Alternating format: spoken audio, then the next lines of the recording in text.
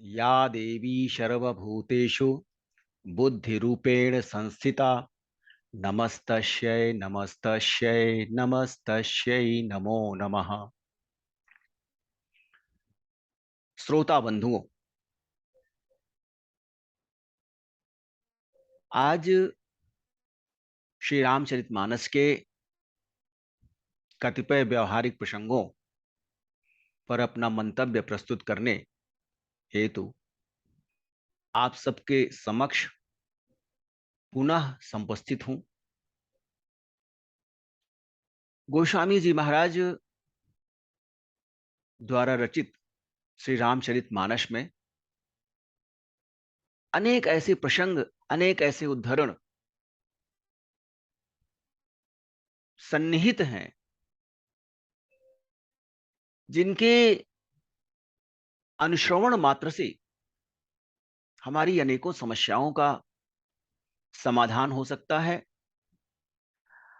समाज में सज्जन प्रवृत्ति के लोग और दुष्ट प्रवृत्ति के लोग, इनकी पहचान भी की जा सकती है।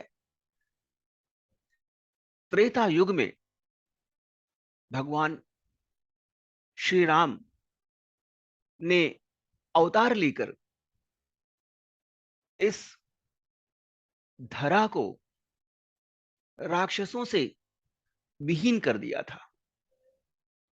वह राक्षस जो धर्म की अवहेलना करते थे, धर्म की उपेक्षा करते थे, साधु संतों को परेशान करते थे, यज्ञ और अनुष्ठान बाधित करते थे, मनुष्यों को मारकर उनका आहार करते थे। इस प्रकार से संपूर्ण धरा राक्षसों के आतंक से व्याकुल थी, आकुल थी। लंकापति रावण अत्यंत विद्वान, पराक्रमी, ज्ञाता, भविष्य द्रष्टा और समग्र विश्व को जीतने की प्रत्याशा रखने वाला, आकांक्षा रखने वाला व्यक्ति था। वह ईश्वर की सत्ता को नकारता तो नहीं था, किंतु ईश्वर की सत्ता के समान अपने को प्रतिष्ठित करने का यत्न करता था। अनेकों गुणों से विभूषित रावण राक्षस कुल में जन्म लिया था। लंका सुदूर दक्षिण से आर्य संस्कृति जो उत्तर में फैली हुई थी, उस पर वो कुठाराघात करने के लिए दक्षिण से उत्तर की ओर प्रस्थान कर चुका था और अनेक स्थलों पर वह आर्यावर्त में उत्पात मचा रखा था। इसी क्रम में गोस्वामी जी महाराज ने यह सुनिश्चित करने के लिए कि राक्षस कौन है, राक्षस को परिभाषित कैसे किया जाए, बड़ा ही सुंदर और प्रेरक प्रसंग प्रस्तुत किया है। मां भवानी भगवान शंकर से पूछती हैं कि हे शिव, श्री राम ने जिस राक्षस कुल का संहार करने के लिए, जिन राक्षसों का विनाश करने के लिए त्रेता युग में अवतार धारण किया था, आखिर वे राक्षस हैं कौन? भगवान शंकर राक्षसों को परिभाषित करते हुए कहते हैं, बाढ़े खल बहु चोर जुआरा, बाढ़े खल बहु चोर जुआरा, जे लंपट पर धन पर दारा, मां नहीं मातु पिता नहीं देवा, साधुन सन करवा वही सेवा, जिनके यह आचरण भवानी, ते जाने हो निश्चर सम प्राणी, भगवान शंकर राक्षसों को परिभाषित कर देते हैं कि राक्षस कौन है। वह मनुष्य राक्षस है जिसका आचरण राक्षसी हो, जिसका आचरण मानवीय गुणों से इतर हो, मानवता के विपरीत उसका आचरण हो, उसे ही राक्षस की श्रेणी में लाया जा सकता है। जिसमें पराये धन पर, पराई स्त्री पर सदैव अपहरण की प्रवृत्ति विकसित हो और उसकी सदैव दूसरे के धन पर, दूसरी की स्त्री पर नियत खराब हो, बलात् अपहरण की चेष्टा करता हो। ऐसा व्यक्ति जो दुष्ट हो, दुर्व्यसनी हो, चोर हो, जुआ खेलने वाला हो, लोगों की रक्षा करने के बजाय उनका शोषण करने वाला हो, ऐसे व्यक्ति राक्षस की श्रेणी में आते हैं। ऐसे लोगों की संख्या जब समाज में बहुत अधिक बढ़ जाती है,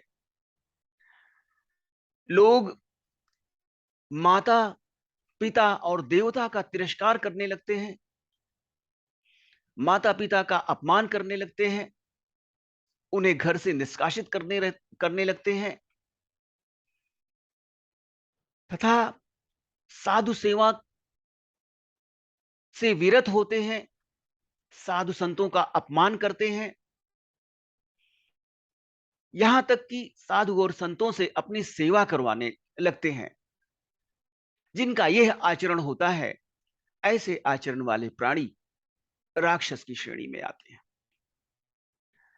धर्म के प्रति जिनकी रुचि नहीं होती है, धर्म के प्रति जिनकी आस्था नहीं होती है, अधर्म में रात दिन उनका चिंतन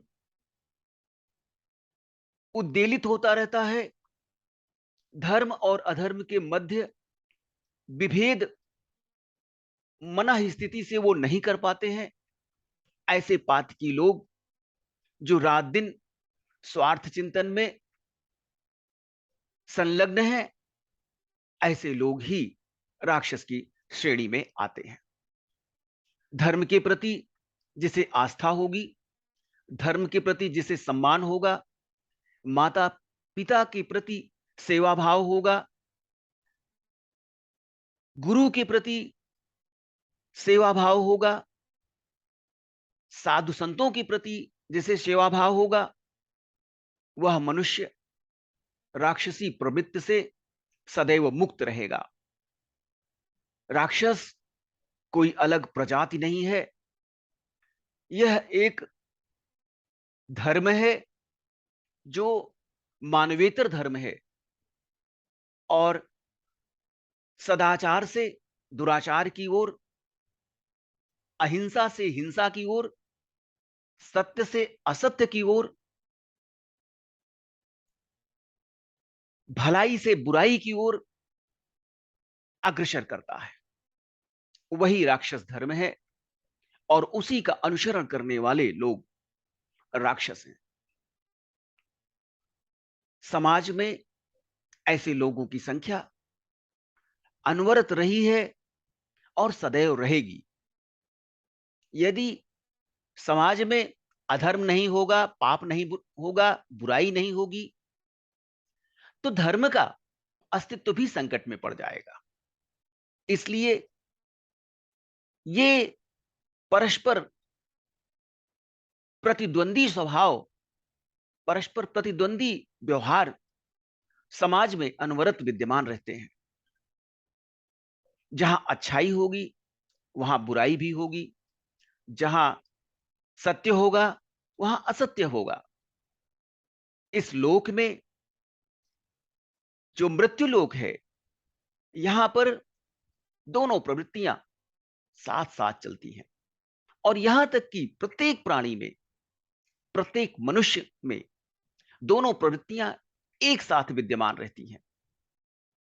कभी-कभी अत्यंत सज्जन व्यक्ति भी दुराचार में, पापाचार में संलग्न हो जाता है। अचानक ही उसकी मनोवृत्ति राक्षसी हो जाती है। समाज में ऐसे अनेक लोग हैं जो सज्जनता की मिसाल बने हुए हैं, किंतु कभी-कभी उनके आचरण की अपवित्रता, कभी-कभी उनके आचरण का असंयम उन्हें पाशविक वृत्ति की ओर ढकेल देता है। मानव मात्र को सदैव मानवीय गुणों का अनुश्रवण करना चाहिए, अनुशीलन करना चाहिए। धर्म के प्रति भय मानव मात्र में विद्यमान होना चाहिए। हमारे कर्मों का फल हमें अवश्य मिलेगा। इस अवधारणा के साथ मनुष्य को अपने सामाजिक व्यवहार सुनिश्चित करने चाहिए।